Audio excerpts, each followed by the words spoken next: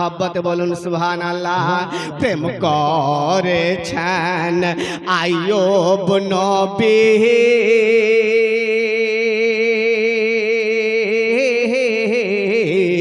যার প্রেমেতে রহিমা বিবি গো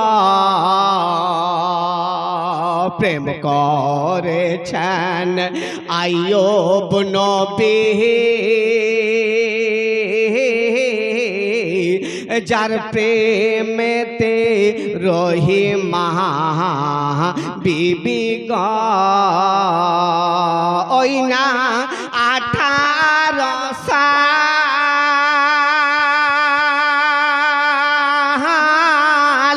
কি রাই খাইলা তব রহিমা প্রেম ছাড়িল না, প্রেম তো মরে না। নবীর প্রেমিকেরা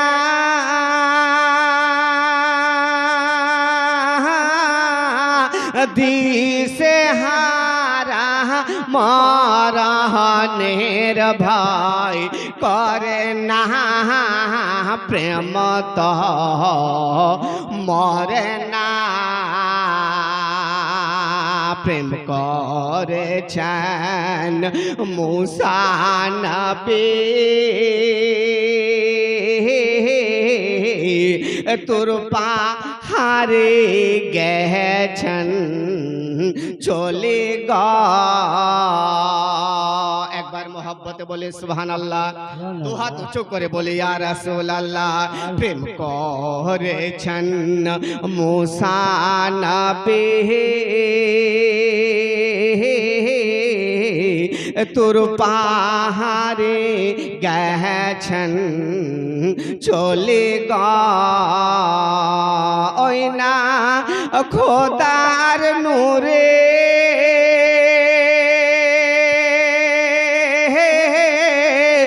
পাহাড় জলে মুসা নবী জলে না, প্রেম তো মরে না, প্রেম তো মরে না। আল্লাহুম্মা সাল্লি আলা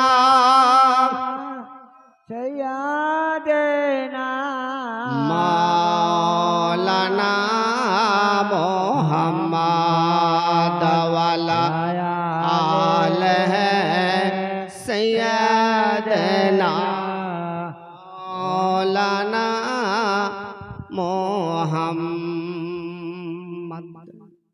সাল্লাল্লাহু তাআলা আলাইহি ওয়াসাল্লাম। মুআজ্জাজ, আমি আপনাদের 3টি প্রশ্ন দেব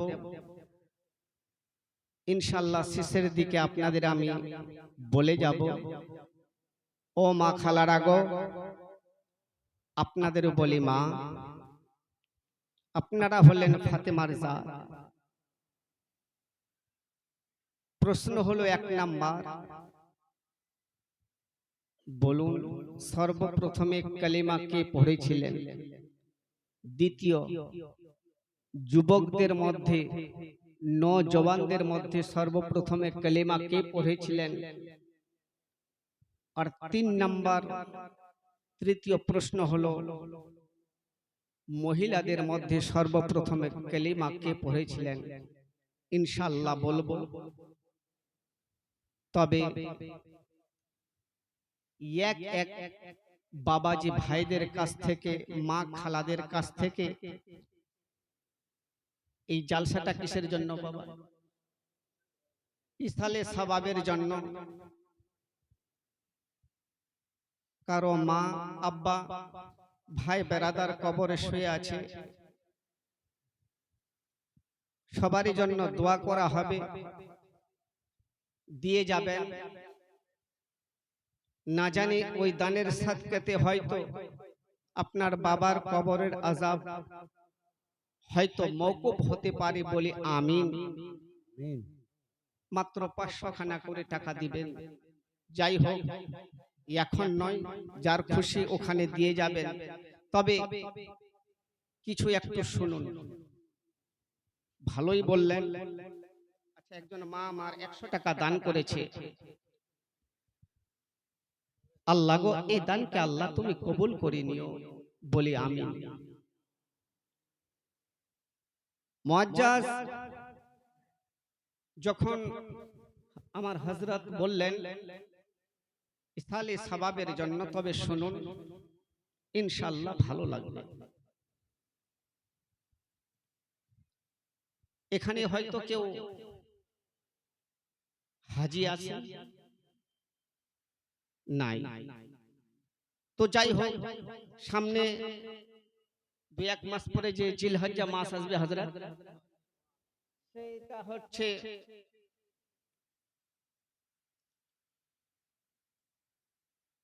যারা গনিমত মালদার, তারা কাবা বাইতুল্লাহর তাওয়াফ করে নবী পাকের রওজা জিয়ারত করে। শুধু এখন নয়, আগেকার জামানাতেও সেইভাবে ওই কাবা বাইতুল্লাহর তাওয়াফ করত। মুআজ্জাজ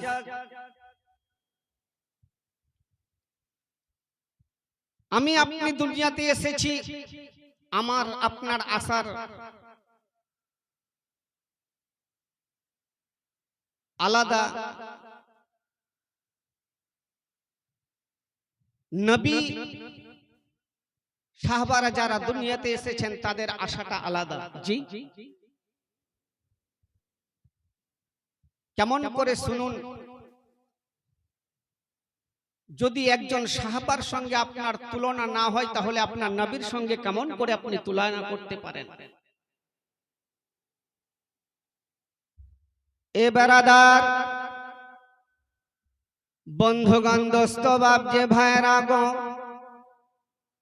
ওগো আমার নওজওয়ানেরা, ওগো আমার মা খালারা, শুনে যান গো মা, রাতের বেলা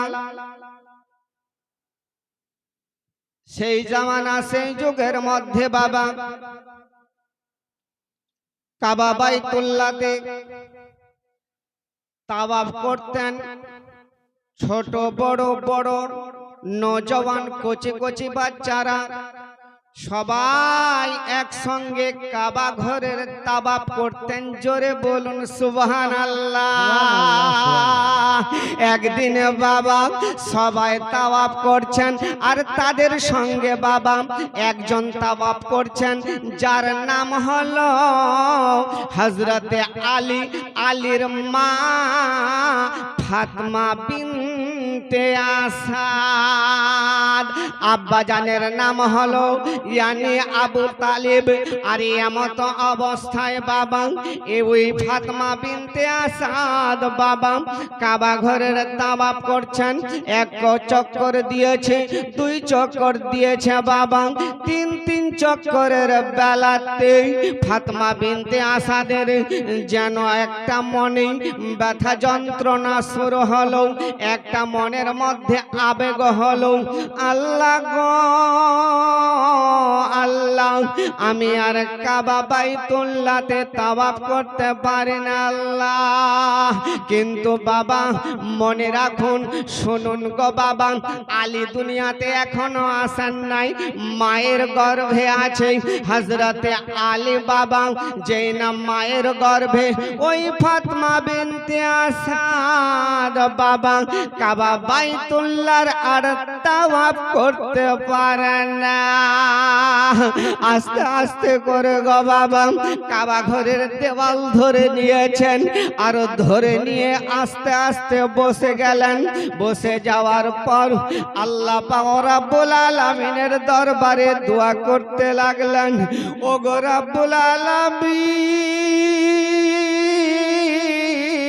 আল্লাহ গো আল্লাহ, আমি তো আর তাওয়াফ করতে পারি না, এখান থেকে যদি বাড়ি চলে যাই আর যেতে যেতে রাস্তায় যদি বাচ্চা প্রসব হয় তবুও বেইজ্জতের ব্যাপার। আল্লাহ গো, এখানে যদি বাচ্চা প্রসব হয় গো আল্লাহ, তবুও বেইজ্জতের ব্যাপার।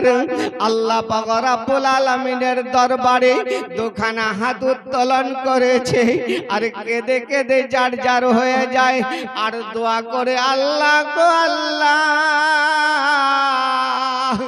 আপনি আমার ইজ্জত খানা রক্ষা করুন। ও গো আল্লাহ, আপনি কোরআন শরীফের মধ্যে ইরশাদ করেছেন, বলে দিয়েছেন, ওয়া ইজ্জত মানতাশা ওয়া জিল্লত মানতাশা, ইজ্জতের মালিক আপনি, বেইজ্জতের মালিক আপনি। মাবুদ আল্লাহ, আপনি আমার ইজ্জত খানাকে রক্ষা করুন। আরে যেই না বাবা এইভাবে দোয়া করা আমার আল্লাহ পাক কবুল করে নিয়েছে। আর নেওয়ার পরে পরে আল্লাহর কুদরতে বাবা কাবার দেওয়াল যেন ফেটে গেল, আর ওই জায়গা থেকে আওয়াজ আসতে লাগলো, আর বলে, ও ফাতেমা বিনতে আসাদ, এসো এসো আমার ঘরে এসো। হাই ফাতেমা বিনতে আসাদ যেই না বাবা শুনতে পেলেন, আর ওই ঘরে প্রবেশ করলেন, আর দেওয়াল যেন বন্ধ হয়ে গেল। আর যেই না বন্ধ হয়ে গেল, সঙ্গে সঙ্গে যেন হযরত আলীর ওয়ালাদাত হলো। জোরে বলি সুবহানাল্লাহ। যার জন্য কবি বলছেন, সাল্লাল্লাহু বলে সেজদা করে কাবা বাইতুল্লাহ, তার প্রেমে পড়ে আশিক রয় আশিক ঠিকানা। সাল্লাল্লাহু বলে সেজদা করে কাবা বাইতুল্লাহ, তার প্রেমে ঝুঁকে পড়ে আরশ আল্লাহ। হল ধন্য ধরা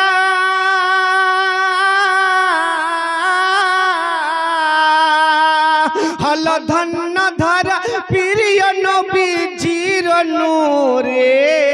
মোহাব্বতে বলুন, দুহাত উঁচু করে বলেন, ইয়া রাসূলুল্লাহ। হল ধন্য ধরা প্রিয় নবীজির নূরে, যে নূর দেখেছিল মুসা নবী পূজে তোরে। সাল্লাল্লাহু বলে সেজদা করে কাবা বাইতুল্লাহ, তার প্রেমে ঝুঁকে পড়ে আরশ আল্লাহ। বারাদার, হযরত আলী জন্ম হলো কোথায়? কাবা বাইতুল্লাহ। যখন আলী জন্ম কাবা বাইতুল্লাহতে, কিন্তু বারাদার একটি কথা মনে রাখবেন গো বাবা, যদি কোনো মা বাচ্চা প্রসব দেয় গো বাবা, ওই বাচ্চাটা কিছুদিনের জন্য নাপাক থাকে। জি হযরত, মাও কিছুদিনের জন্য নাপাক থাকে। কিন্তু বাবা আলী যে দুই কাবা ঘরে জন্ম হয়েছিলেন, আলী ছিলেন পাক, তার মাও ছিল পাক।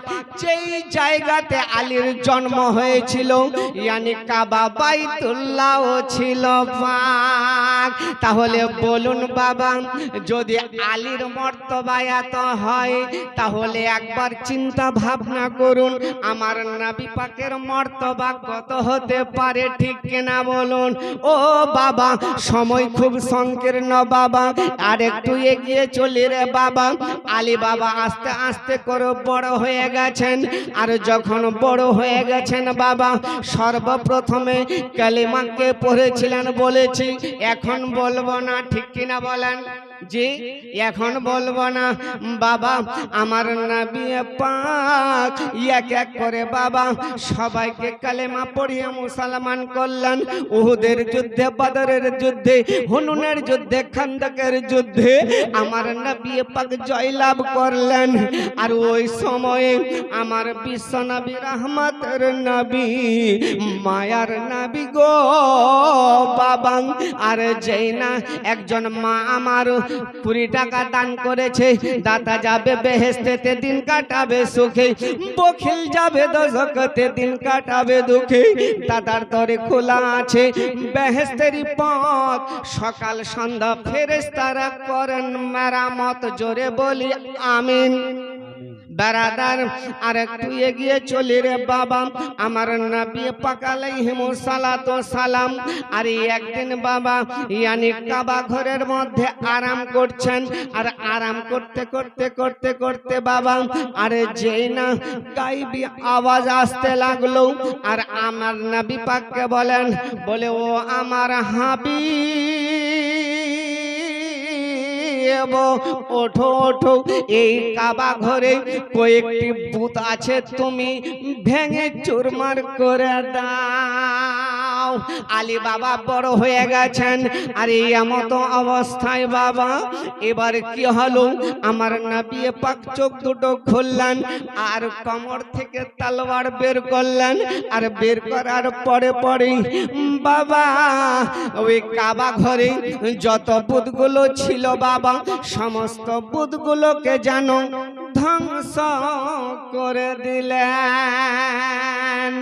আমার বিশ্ব নবী মায়ার নবী রহমতের নবী মাথা উঁচু করে বাবা যেন তাকিয়ে দেখতে লাগলেন, কয়েকটি ভূত উপরে আছে, আমার নবী পাক যেন এবার হাত বাড়াচ্ছেন, কিন্তু আমার নবী পাকের হাত পৌঁছালো না।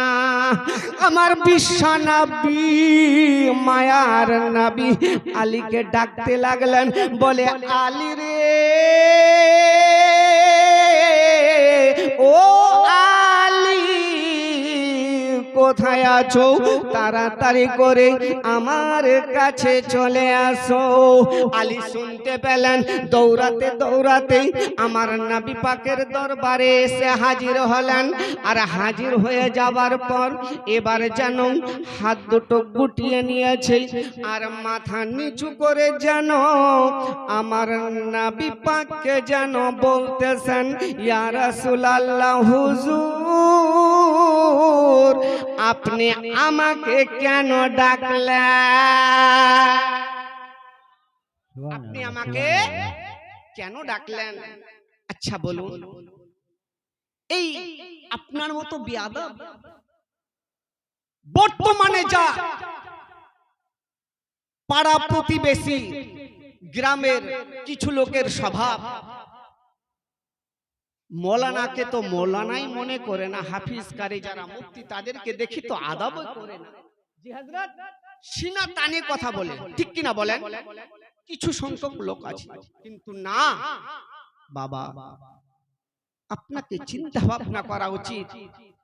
আপনি মরে যাবেন, আপনার জানাজা ওই ইমাম সাহেব পড়াবে, আপনি বাড়িতে বিয়ে শাদী হবে ফাতিহা ওই ইমাম সাহেব করবে, তার সঙ্গে আপনি আদবের সঙ্গে কথা বলুন। আমার নবী তো এটাই শিক্ষা দিয়েছেন, জি আমার নবী তো এটাই শিক্ষা দিয়েছেন। আলী কেমন ছিলেন, হাত দুটো নিচু করে নবী পাকের সামনে দাঁড়িয়ে আছেন, তাহলে কত আদবের সঙ্গে কথা বলছেন, আমাদের সেই থেকে শিক্ষা নেওয়া উচিত। জি হযরত আলী মাথা নিচু করে দাঁড়িয়ে আছেন আর বলতেছেন, ইয়া রাসূলুল্লাহ হুজুর আপনি আমাকে কেন ডাকলেন গো নবী? আমার নবী পাক বলতে লাগলেন, বলে আলী রে ও আলী ওই যে উপরে দেখো দেখো কয়েকটি ভূত আছে, আমি যেন তলোয়ার দিয়ে আঘাত করতে পারিনি, যার জন্য তোমাকে আমি ডাকলাম। এবার এই কথা শোনার পরে পরে আলী যেন বাবা একটু মুচকি হাসলেন, একটু মুচকি হাসলেন। আমার নবী পাক আলীকে বলতে লাগলেন, বলে আলী ব্যাপার কি, তুমি কেন মুচকে হাসলে? বলে এই জন্য ইয়া রাসূলুল্লাহ নবী গো আপনার কথা শুনে মুচকে হাসলাম গো নবী, আপনার হাত উপরে পৌঁছাই নাই, যার জন্য আমি আলী একটু মুচকে হাসলাম। বলে কেন কেন? বলে এই জন্য ইয়া রাসূলুল্লাহ ওগো দরদি নবী, আপনি যদি আঙ্গুলের ইশারা ইশারাতে চন্দ্রটিকে দুখণ্ডিত করতে পারেন গো নবী। আপনার শাহাদাত আঙ্গুলের ইশারাতে ডুবা সূরজ যদি আসরের সময় হতে পারে গো নবী। ইয়া রাসূলুল্লাহ হুজুর, এ তো সামান্য কয়েকটি বুত উপরে আছে। এই কথা শোনার জন্য আমি একটু মুচকি হাসলাম। হযরতে আলী বলতে লাগলেন, বলে ইয়া রাসূলুল্লাহ নবী গো, এই যে বুতগুলো আছে আপনি ভেঙে দেন কেমন করে? বলে নবী, আপনি আমার কাঁধের উপরে চড়ে যান আর আপনি বুতগুলোকে ভেঙে দিন। জোরে বলি সুবহানাল্লাহ। আমার বিশ্ব নবী বলতে লাগলেন, বলে আলী রে, আজকে তুমি আমাকে কাঁধে করে নিবে রে নালি, কিন্তু কাল কিয়ামতের ময়দানে হাসরের মাঠে আমার গুনহগার উম্মতের বোঝা তুমি আলী বইতে পারবে না। আলী বলতে লাগলেন, ইয়া রাসূলুল্লাহ নবী গো, তাহলে বলুন না গো নবী, এখন তাহলে কি করা যায়? আমার নবী পাক বলতে লাগলেন, বলে আলী রে, ও আলী, আমি বসে যাই আর আমার কাঁধের উপরে চড়ে তুমি সমস্ত বুতগুলোকে ভেঙে দাও। আমার নবী পাক বসলেন, আলী আমার নবীর কাঁধে চড়েছেন। আর যেই না কাঁধে চড়েছে বাবা, যেন এমত অবস্থায় আলী যেন সম্পূর্ণ বুতগুলোকে ভেঙে দিলেন। আর আমার নবী পাকের কাঁধ থেকে নামলেন, আবার মুচকি হাসলেন। আমার নবী পাক জিজ্ঞাসা করে, বলে আলী শোনো শোনো, তুমি কেন মুচকি হাসলে? হযরতে আলী বলতে লাগলেন, ইয়া রাসূলুল্লাহ হুজুর গো,